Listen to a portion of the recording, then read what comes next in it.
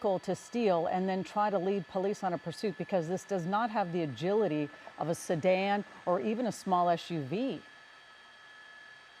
Correct. And Colleen, jump in whatever you can. The monitor in the helicopter I'm in is extremely small, so I don't get the kind of detail that you're going to get at all. And if you saw that door open, that's very interesting, and we can confirm then there's a passenger. There was some information earlier, we kind of hate to go with it, but we'll throw it out there, and it certainly is not confirmed, that there could have been someone on board that vehicle against their will. Now, obviously, that came off over a scanner, and we don't have confirmation of that. And I only mentioned it after you said you saw someone open that door, so that could be the case. We do know there's a passenger now in that vehicle. We're westbound on Orange Thorpe. We're traveling through the Anaheim area, the northern portion of Anaheim. We haven't seen extremely high rates of speed, but boy, that's so dangerous. The potential of a semi like that, just the weight alone and the inertia, even at slow speed, if it hits someone or a vehicle, it certainly could injure them or kill them very quickly. So it's extremely dangerous. There's no question about that. I haven't been able to confirm the units behind it. We're in the Fullerton area, just went through Fullerton. It could have been an inland unit from the Inland Empire as well. That's Fontana. So it looks like it's the same units that may have picked up the semi originally that continued on the freeway and then now here into the Anaheim area. Yeah, and Scott, I can see that you're trying to have your camera operator zoom in a little bit onto that cab. We cannot really get a good view of what is going on inside there. So I cannot confirm there's someone in that passenger seat. I can only confirm that I saw that the door open up and then close when they were turning onto Orange Thorpe Avenue. But again, you know, it's very rare that we see these tractors being pursued. I believe this truck, it has at least 10, possibly 12 wheels. Do they try to do a spike strip, an industrial commercial size spike strip? Do you know, Scott? No, I don't believe so. I think Josh, my cameraman, said he did see a passenger, so he was able to confirm that. It looks like a hand is out of the window right now. I don't believe they'll use a spike strip in a situation like this, at least not initially. They may try. I haven't seen them do it on a semi before, but that doesn't mean they could not do it. But certainly in order to do that, you'd want to make certain that you get this vehicle in an area where you can get the units in front of them safely to throw out that spike strip. And usually you need someone to be on a determined course where you can set up units in advance and then throw out the spike strip. Right now there's been no rhyme or reason to the area or direction. We're back southbound now on Lemon towards the 91 freeway. And as I mentioned, it was on the freeway for the most part. It might have started on surface streets, but by the time we heard about it, most of it was on freeways out in the Inland Empire, the I-15, the 60, then to the 57 South, and now down into this Anaheim area just north of the 91. It does not appear that driving extremely erratically or at high rates of speed, but as I mentioned earlier, it's such a big vehicle, the weight and the inertia on a vehicle like that can be so dangerous. But Josh did see someone in that passenger side seat. Their hand was out the window, and I do think now they're hopping on the 91 freeway westbound, if I'm not mistaken. Well, Josh is correct, because we can see someone, I don't even know if their hand is outside the passenger side. They're sort of tapping it onto the cab door.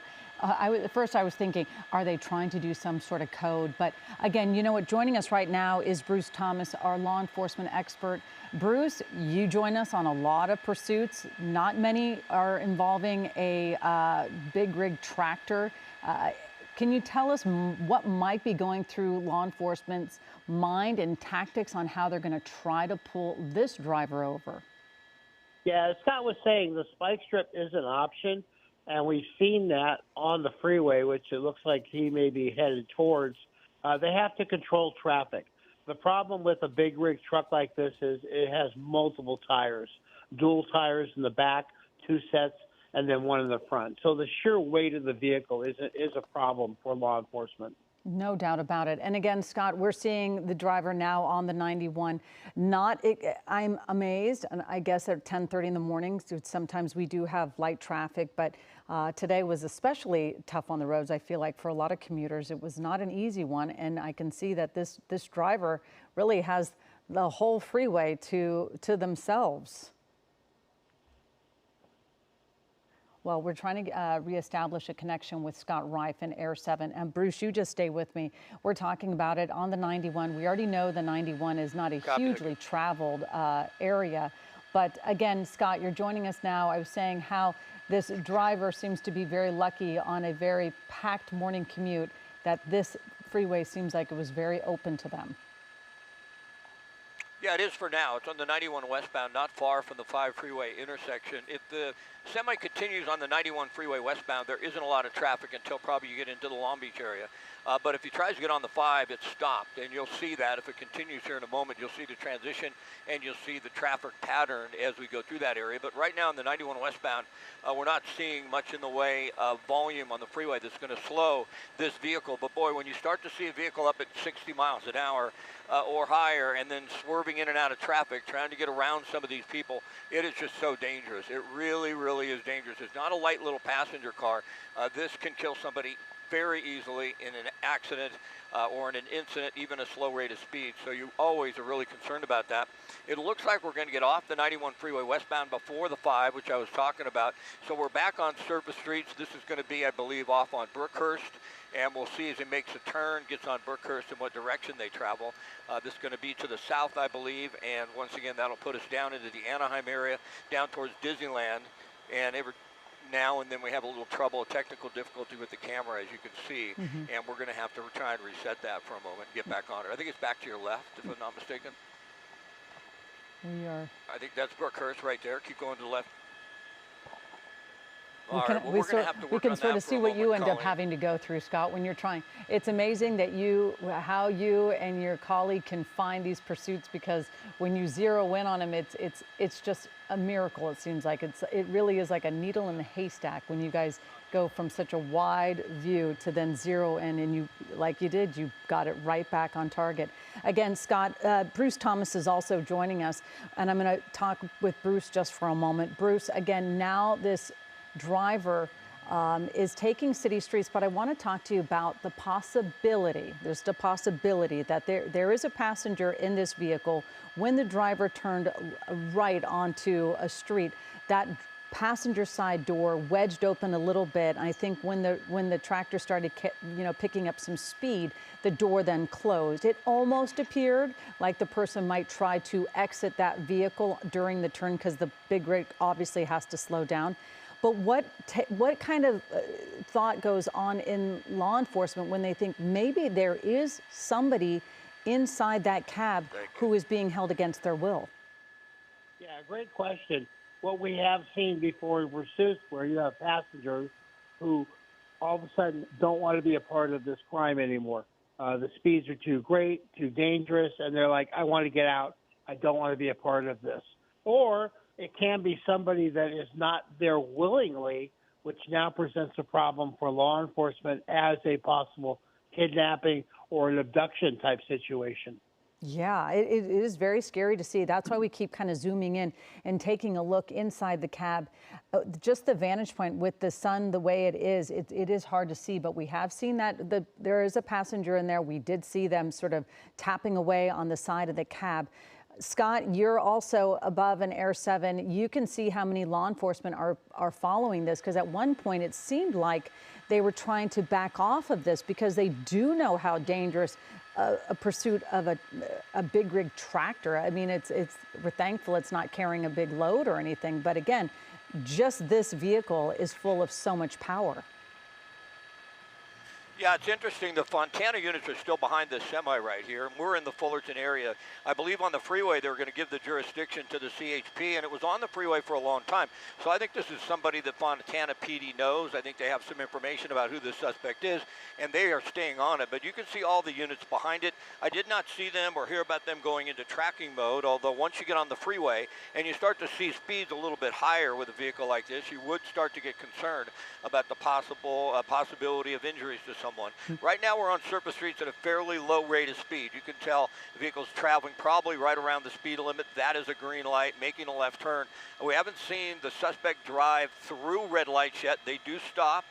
which makes us believe they're not, just driving so erratically they don't care about possibly hurting someone or themselves, because when you see that, it gets that erratic, it gets extremely dangerous. You have someone who doesn't care about their own life or the lives of others, then you got to look at these things in a whole different manner. But right now, the speeds haven't been too high. We see the driver of this semi able to control the vehicle. We don't see it swerving. It's able to stay in its lane.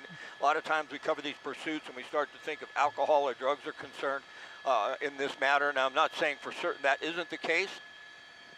Right. But there we go again. It looks we're at Fullerton Airport, and we have lost the camera angle once again. We'll have to reset. Right. And Scott, we have been watching some video where you do see the passengers sort of wedging their door open a little bit and tapping on the cab. I just want to welcome our viewers back again. You're watching an early edition of Eyewitness News at 11 a.m. I'm Colleen Sullivan. We have Scott Reif in Air 7, and we also have Bruce Thomas joining us on the phone to give us his law enforcement expertise. But again, you're seeing that stolen big rig. You see that they are traveling at not necessarily the most dangerous of paces, but you can see we have reestablished Air 7, and you can see that earlier. This is some video, and we were talking about there is possibly, just possibly, word that there is a passenger inside this big rig, the tractor portion of the big rig, that is being held against their will. Again, we have Bruce Thomas on the phone. Bruce, are you looking at some of the images where you see that door wedge open and you see that passenger tapping away? You don't know if it's a distress call. You don't know if they're just along for the ride. You just don't know. Yeah, very, very true. We don't know if this person is there willingly or if they're being held against their will type of situation. But to Scott's point earlier, I don't know if Air 7 HD can pull out, it seemed there were an exorbitant amount of police vehicles following this big rig. A lot of undercover vehicles, too, it appeared. So to Scott's point, I don't know if they know something more about this person or this vehicle, because typically in a pursuit you'll have maybe 3 or 4 police cars, but it looks like there were a lot more than that, undercover vehicles. Well, it looks like the driver is coming to a stop. Looks like they may be stopping. Yeah, Scott. There we go. The truck has come to a stop. We're on Commonwealth in the city of Fullerton right now, Anaheim, Fullerton. The door opened there on the driver's side for a moment. You see the canine is up with the dog, and I believe Fontana probably knows who this individual is. As Bruce mentioned, there were 6 Fontana patrol cars behind this, and they haven't got other jurisdictions involved, which is somewhat unusual. But right now we have a standoff. Behind the semi, you see the the Fontana police officers behind their vehicles with a canine ready to go. And right now, more than likely, they're trying to establish communication, get that individual out of that semi, and hope that doesn't happen, that they continue to roll forward. But you have a much better look than I do. Trust me, this monitor isn't that good, but it looks like he may be trying to actually speak with the deputies or the officers behind him. Yeah, and then you see him kind of slowly making their way, almost waving to him. But what I don't know if you saw, because you have a limited vantage point where you are, the driver opened the door and then threw something out of the vehicle. We don't exactly know what it was. I don't know if it was a can or if it was a bottle of water. I have no idea. I'm sure police saw it as well, and someone staying by to see. But again, we saw that driver throw something out, actually open the door and then close the door. I'm not quite sure, but obviously this person is trying to figure out what they're going to do, because if they stop one time, doesn't it seem like they tend to stop a couple times? And I can also bring Bruce Thomas in for that answer as well. Bruce, when a suspect decides that they're going to stop, it seems like they do a little bit more of this cat and mouse game. Yeah, and that just throws law enforcement, their plan A out the window. But they do have plan B and C for a situation like this. The person stops, then started again, and playing that cat and mouse game. And obviously, law enforcement wants to end this as quick as possible with everybody's safety in mind. But the suspect now is kind of dictating the plan. No doubt about it. They certainly are. We see them sort of starting to make some moves that are just showing that they're staying in this area. Scott, it looks like they're not going back to the freeways because they certainly could. Yeah, they could if they knew where they were going, if the suspect did, if there was any rhyme or reason to this. We're right in the Fullerton area now, turning on to Commonwealth. Earlier we did see one undercover, the same units as Bruce was talking about behind it, but there's a lot, and they're all Fontana. They had canine ready to go. I really believe they know who the suspect is. They got a lot of intel on that individual, and Fontana PD is the one who stayed on this the whole time because of that. But really, as you watch these things, I wonder about this. When you see this, you wonder if they know that individual. Talking to that individual. Well, How did they out on social? Your video. Lost our signal. Yeah, well, it's sort of freezing up a little bit, but we can see a lot of looky-loos sort of trying to communicate with the driver, which is, and then this sort of T-zone. You always get nervous for any innocent driver who doesn't realize there's a pursuit taking place, and most would not think it's involving this kind of vehicle. Yeah, what's really interesting, Colleen, is nobody knows where the suspect is headed, right? And they just made a turn on Commonwealth, and then, 100 yards down on Commonwealth, there was a group of people there.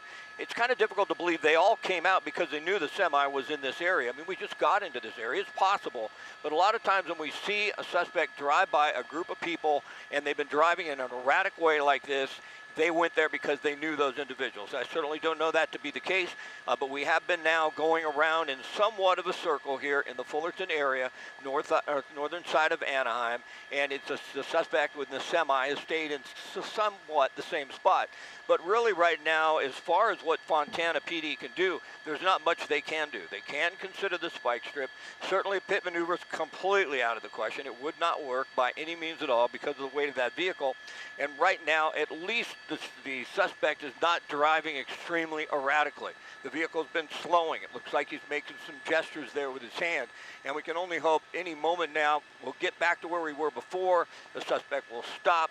They'll start to get some communication with the officers, and they'll give themselves up. But for now, if this suspect continues going north here and then makes another right turn, the semi will be going by that group of people that he drove by earlier. So we'll see. There's the passenger. You can see their hand is out of the window now. I can't tell if it's a man or a woman. You may have a better look in there than I do. But certainly there's not a lot of options for the police department right now when it comes to trying to stop this. Yeah, I can only see the sort of the forearm, the elbow down, so I can't make out who is in that passenger seat. We also have Bruce Thomas helping us out, a former law enforcement official. Now, Bruce, Scott was saying this. There's, maybe Fontana police have a good idea of who this suspect is. They are obviously pretty proficient with driving this type of vehicle. But when they have the canine showing up right away, don't you have to sort of call? We always seem to be waiting for the canines to show up to these pursuits or to a barricade situation. Yeah, and when you have some smaller agencies like that, the canines are part of the regular patrol pattern, so they may have seen about the pursuit, heard it, and then jumped right into the pursuit as maybe a fourth or fifth vehicle, and therefore that resource, the canine, is available for deployment. Right. Also, we have some video we wanted to show you when we were saying that the driver did stop at one moment on Commonwealth Avenue and then open the door and then through this piece of, we don't know what it was, but then it just continues to roll and then another vehicle is going to come up. You see the canine right there. You're going to see the other vehicle, another Fontana police officer goes right up next to whatever was thrown out. So I think they must have known because that, whatever that is, it rolled for quite some time. And I feel like it might be a liquid because I feel like there's a little trail of liquid, but again, I'm not sure. But you saw that the Belgian Malinois, their police dog right there ready to help assist, as it is considered another police officer as part of this pursuit. But we see, Scott, you're right there as well. You're seeing this driver now is in, where are they heading? Is this Artesia? still? Well, they're now on Firestone Boulevard. They got off the 5 freeway at Artesia. Now they're on Firestone Boulevard and actually turning on to Artesia Boulevard now and crossing underneath the 91 freeway. So it's going to be interesting to see exactly underneath the 5 freeway. It's going to be interesting to see exactly where they head from this point. They head back to where they were before. It's unusual, though, just because, I mean, the K-9 you could have, like Bruce said, I totally agree with that. There may be units that just came in this, but in a lot of cases, you'll have the authority let the city take over. Like, for instance, I mean, Fontana's a ways from here, but they're still the unit in control here. They're the ones that are following this, and they're not even handing it over to CHP when it's on the freeway. That's the reason I believe that they have some intel. There is one that appears under control, a vehicle, unmarked vehicle behind this suspect as well, with all the Fontana police officers. But we're on to Knott Avenue now. We're still basically in the Fullerton area, right by the 5 freeway. We don't see the vehicle traveling at a high rate of speed. That certainly is a fantastic thing, because if you saw speeds that were high with a vehicle like that, it would certainly be extremely dangerous. But as I mentioned earlier, I don't know there's much in the way of tactics at this point. There's not much that you can do to try and stop this. The range of a truck like this, I mean, their gas tanks are huge, and without pulling, the trailer, which is heavy, they might be able to drive, half a day. I'm not sure. You might get 10 hours out of it if the tanks were full. I don't want to interrupt you. I mean, looking at that, you just never know. But The door is open. the door is open. Did you see that? It's been opening a few times while you were just talking, so that's why I interrupted you. So again, all eyes are sort of on this passenger, because we do not know what their state of mind is and their situation. Again, we did have a preliminary report that may have said that the passenger is being held against their will. And that also, Scott, at one point, the CHP, they were trying to back off on this. So maybe that's the reason why they've stayed engaged. It's possible. I mean, usually you hand it off to the authority, like Fullerton PD in this area, that's a lot more familiar with the streets. But Fontana is staying on it. They're not handing it over to anyone at this point in time. So it's hard to say. And that initial information that I got was just overhearing a scanner report that possibly the individual in the passenger seat might be held against their will. We really don't know that. But then when we saw the door kind of open, it almost looked like somebody was trying to get out. It looked like maybe that report might have been accurate. It's just hard to say, but we certainly don't have confirmation of that. And it looks like if they're continuing on Knott, they're headed southbound. We're headed towards the Knott's Berry Farm right now, if you're familiar with this area. And at least the suspect is driving slowly and for the moment in just the right lane. Yeah, and Scott, I believe we are getting confirmation from the California Highway Patrol that there is somebody in that cab who is in there against their will. So this is a very fluid breaking news story, but I want to bring back in Bruce Thomas to talk to us about how, again, Scott has touched on it a couple times, why Fontana Police is the lead agency on this when this keeps going onto the freeway and goes into the other areas, in Anaheim. So can you tell us a little bit more about that part of this? Yeah, the other thing, too, which we haven't talked about is Fontana PD has a limited amount of resources. And it seems like, I would say probably a good chunk of their resources are involved in this pursuit, which is a drain for the city not being able to handle emergent and non-emergent calls. And to Scott's point, why they haven't transitioned to CHP or the local agencies is very perplexing. We did see it looked like CHP was in the area possibly to deploy a spike strip. But as Scott said, this vehicle is very problematic with you can't do a pit maneuver. The weight of the vehicle is too much. So the only option you have is a spike strip or the suspect stopping and giving up. Yeah, we are actually looking at seeing this tractor is on the 91 East, but they have a lot of areas that they could take pretty soon within maybe even the 5. It is interesting to see that the CHP is so far not engaged in this pursuit. Scott, you're overhead. You're seeing where they're going. Again, very light traffic for 10:50 just before 11 a.m. But again, we are following this pursuit. It's very dangerous. I don't know what vehicle is going up beside it and almost about to pass it. Is that a CHP officer? Pulled up on him. Is that a CHP officer? Yeah, well, that's a CHP unit right there that pulled up very quickly. Yeah. And it's almost like CHP was saying, I want to get a look inside the vehicle. I want to get up there and see what we're dealing with in case CHP takes over. I only see that one. That also, I think that's the undercover vehicle right there, which is unusual too. You see that silver vehicle? That might have been one of the vehicles I've seen this whole time, and maybe they're trying to drive by and get a look. It looks like the vehicle that was an undercover vehicle that we saw initially behind all the Fontana PD cars. I don't know for sure, but it certainly could have been them trying to drive by and get a look. And then the CHP came up very quickly. We've heard that CHP has been notified, and then we saw the CHP there. You can see him speeding up and driving by the semi. The CHP could be thinking there's very little traffic here on the 91 freeway. Headed eastbound. We're crossing over the 5. Maybe they're going to try and get up ahead and deploy the spike strip. They can do that if they can control the traffic, or if he stays on the shoulder, they can get a unit hiding behind a sign or behind a vehicle and then throw out the spike strip in front of that semi. So that's a good possibility. The reason that's possible is the suspect is driving at a much slower rate than the speed limit. So unless a vehicle comes up and passes that semi, that's why I thought that other undercover vehicle or vehicle that went by was undercover, because nobody's going to cross all these police officers and then drive by that semi. There are 5 or 6 Fontana PD units. There's a CHP unit. And so if you're going to drive that close, more than likely you're involved. But you got another CHP unit you're going to see here in just a moment coming up at an extremely high rate of speed. Open up out of your shot. And there was another one that flying passed by right there. Yeah, there's a couple that have passed by. Yeah, so I think they're just trying to figure out what they can. Obviously, there's not a lot of things they can do. One freeway. They're still headed eastbound. They're going to come back up on Brookhurst here in a moment, I believe, and the suspect had gotten off on Brookhurst a moment ago. So we're just going to have to keep an eye on this and see what happens. But the speeds haven't been erratic, and that's good news as far as safety is concerned. But as far as the strategy, it's going to be interesting exactly what they try to do here, whether CHP takes over or Fontana just continues to follow. Right, and just their strategy of trying to figure out how do you pull this vehicle over. Again, we do have Bruce Thomas on the line as well. Bruce, we are seeing the CHP possibly getting engaged in this. At least we see more activity with the CHP, but now it looks like this driver is going to be taking the Brookhurst Road exit from the 91 East.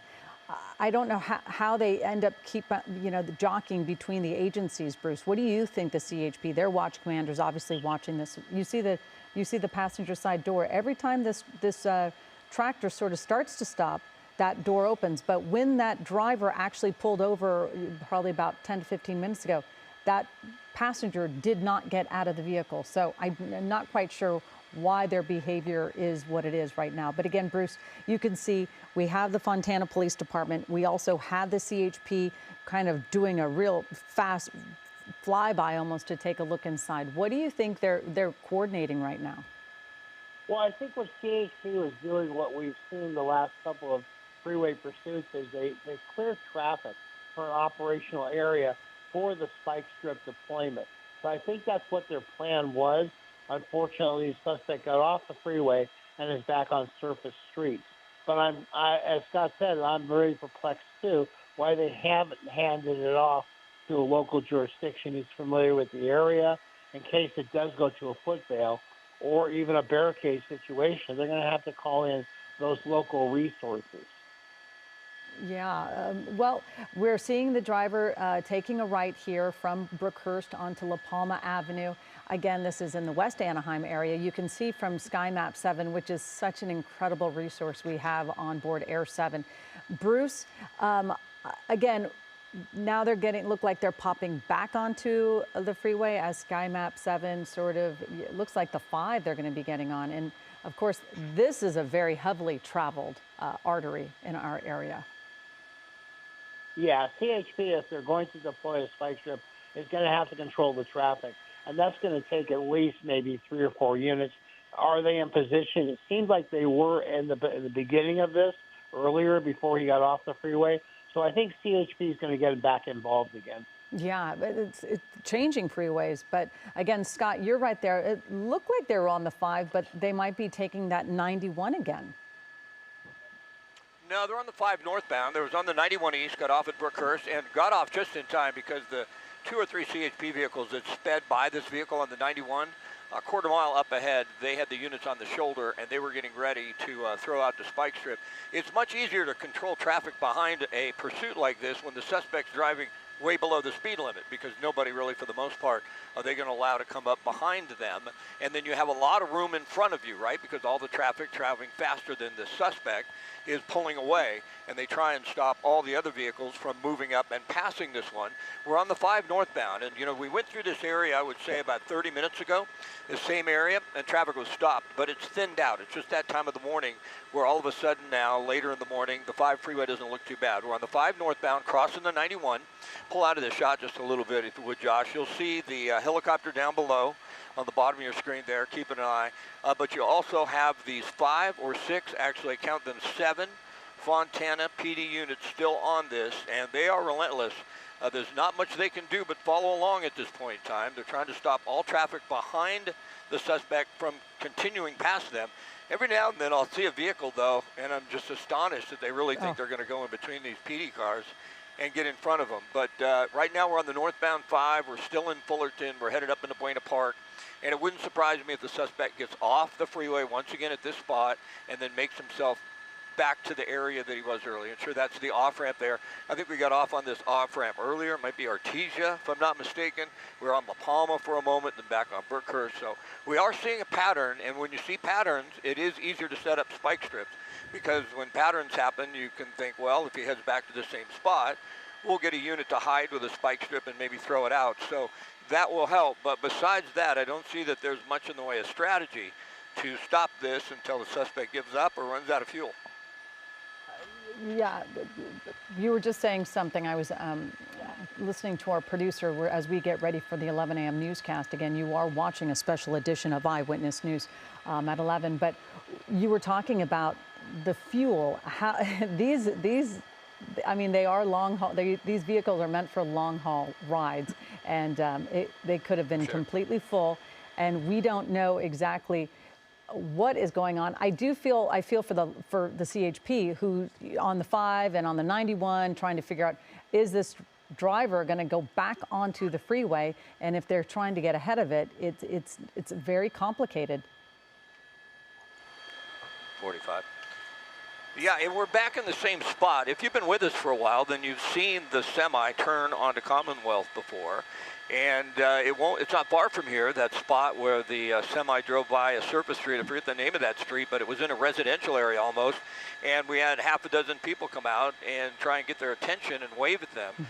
So it's hard to believe that they were just out because of social media and knew he was heading in that direction.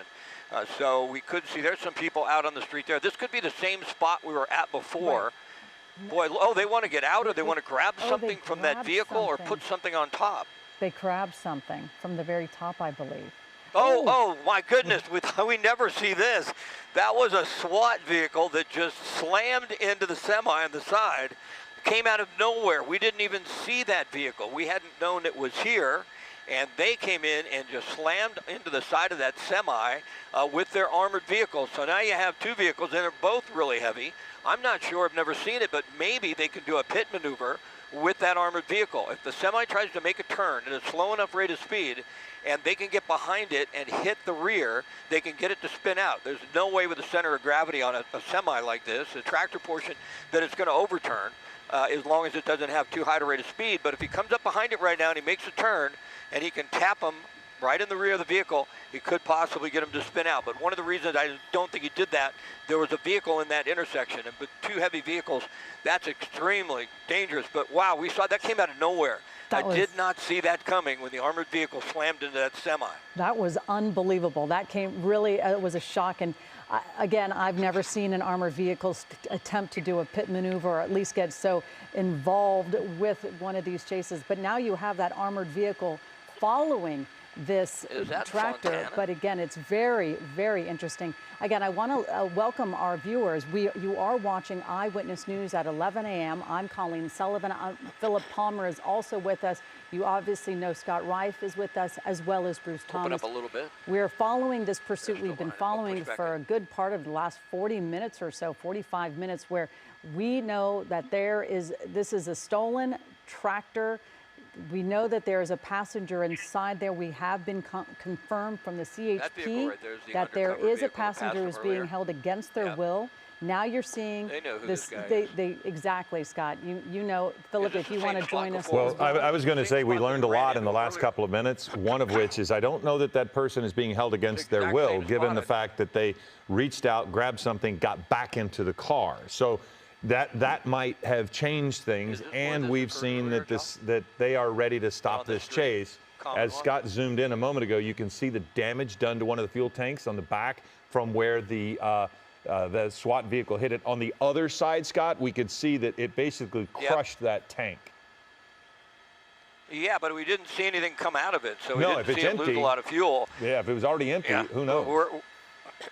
We're back in the same spot, though, Philip, and, you know, we're following along just watching the semi like this. It started to slow, and then out of nowhere, it wasn't behind him, out of nowhere came that armored vehicle and slammed right into the side. Obviously, they were hoping they could have done enough damage right there or pinned the vehicle, so this would have been over. But we're in a residential area now. This is really frightening. You know, you got a lot of vehicles out here. You've got kids that could be out playing. We don't see high rates of speed, but, you know, you can't just hit the brakes on that semi and expect it, the semi-tractor, and expect it to stop real quick. Here might be a pit maneuver. I really believe they're thinking about it. They just need an area that is safe, and then that semi-tractor to make a turn at a slow enough rate of speed where they can hit it from behind and get that spun out and then hopefully get them to stop. But, boy, certainly, Philip, you can't get this to stop. If they want to continue on, they can go back through vehicles. They can continue up onto the sidewalk. It's really difficult to stop this, but now we know the strategy, a pit maneuver or even ramming that tractor. Well, that's the thing. Clearly, at a high rate of speed, this vehicle would cause a lot of damage, but even at very, very low speeds, it can just plow through things. I'd like to show that video one more time that we were just looking at. This is what I'm talking about see how he reached out and he got back in. So that's what made me think, okay, this is no longer a person against their will. He is a participant. Now, I could be wrong. Clearly, he could have been coerced to do that, but something was on the roof of that vehicle that he very specifically reached out, got it, and that's when they took their shot, is when they tried to move him over. But now if Bruce is still around, you know, Bruce, that gives the person in the cab of that truck an idea as to also what the police are thinking when they go that aggressively to try to get him to stop. Yeah, Philip, you know, I have actually never seen a ramming with a Bearcat like that before, but I think what they've determined is there is no way to stop this big rig cab without, I mean, you can't do a pit maneuver with a regular police car, so having a Bearcat is what they need. Here we go, Bruce. We're going to interrupt you and go back to Scott. Oh, they pinned him in. That's an undercover vehicle. They're out of their cars. Their guns are going to be drawn. They have him pinned somewhat, but with a semi-tractor like that, if he puts it in reverse, he'll just push those vehicles behind him away. But right now they've got him surrounded. The Bearcat pulled in front just moments ago. We're at Franklin and Beach Street in the Anaheim area. And at least for now, what we have is a standoff, and we haven't seen the suspects try and drive that vehicle ever since the Bearcat pulled in front. But you see the undercover vehicles. There's 3 of them there. There's more Fontana PD. This is a caper I'm sure they were on way back in Fontana. They know who this individual is. They're not going to let him get away. They're not going to let him make a run for it. I have suspect that this is a hardened criminal. They've been following, and they want, and they're going to take him into custody. And right now we just have a standoff. But look at all the Fontana PD officers, and he's getting out. It looks like the door is opening right now. It's a critical moment. Scott, you may not be able to see it, but the passenger is also out, hands up. Right. So that person on the other side is out right now, and then now they're trying to get to the driver. Yeah, and this is a critical moment right now when the driver gets out. They don't know what they're dealing with, but if this driver makes a sudden move, they have guns drawn on this individual, and right now it looks like he is cooperating with their commands. He's probably going to back up, maybe open his shirt up or pull it up to make sure there's nothing in his waistband, but more than likely he'll be down on the ground here in a moment. And at this point in time, we don't know what they think about the passenger, if that's a suspect or if that is someone, as we mentioned, may have been held against their will. That will depend on how they treat that individual, but they have to get that person in custody. They have. And now you can see they're moving on to the passenger. And the passenger does not appear to be an individual that was held against their power are kidnapped and wants to give themselves up. It looks like they're actually not obeying the commands of officers right now. They have their guns drawn on that individual. This is a scary moment. Be careful here, Josh. If they have to open fire, which they look pretty intense right now, and it doesn't look like the passenger is just willingly giving themselves up.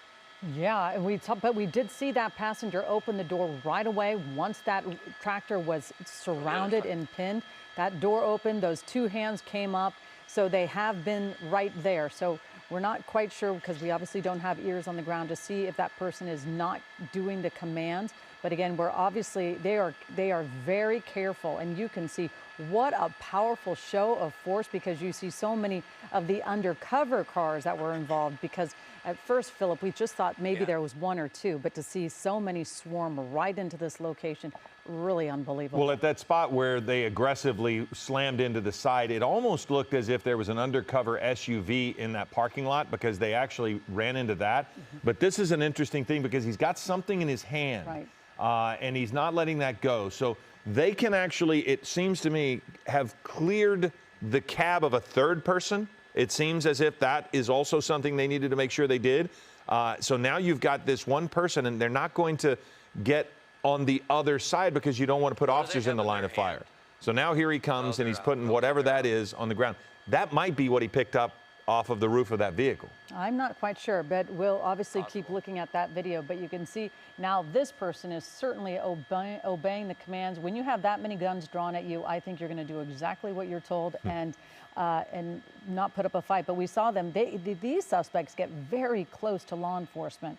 And then, you know, in a second, we're going to see them push right in and put them right on the ground there. Well, what was also very interesting to me, when you try to put yourself in the mind of these two people, when that SWAT vehicle pulled around in front and that officer had rifle trained right through that front windshield in the direction at them, that pretty much changed everything. Because if you notice that SWAT right out of the top hatch, there was an officer right there, and he had his weapon pointed straight through the front windshield. So that's going to change your demeanor very quickly.